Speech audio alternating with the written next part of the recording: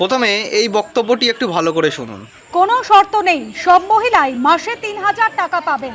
ভোটের মুখে মাতৃশক্তি ভরসা কার্ড প্রকাশ করে আশ্বাস বিজেপি। প্রত্যেকটা মহিলাকে দেওয়া হবে, লিস্ট সরকারের কাছে থাকে, ওই লিস্টের আমরা একটা প্রয়োজন করে প্রত্যেকটা মহিলাকে পশ্চিমবাংলায় বিজেপির সরকার দিবে, এটা আমাদের সংকল্প। এটা ছিল ভোটের আগের বক্তব্য। এবার শুনুন ভোটের পরের বক্তব্য। অভ্যেস হয়ে গেছে না লক্ষ্মী ভাণ্ডার নিয়ে, কিন্তু এটাও পরিষ্কার জানা উচিত সব সুবিধা সবার জন্য নয়।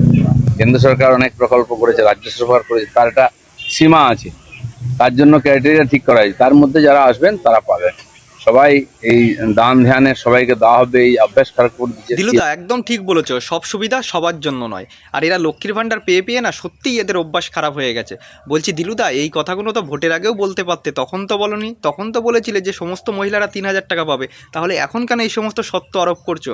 বলছি দিলুদা, আমার আর একটা খুবই ইচ্ছা, তুমি এই কথাগুলো যেগুলো মিডিয়ায় বলছো, এই কথাগুলো যে সমস্ত মহিলারা রাস্তায় আন্দোলন করছে, বিডিও অফিসে আন্দোলন করছে, তাদের মধ্যে গিয়ে প্লিজ একবার বলো দিলুদা, প্লিজ একবার।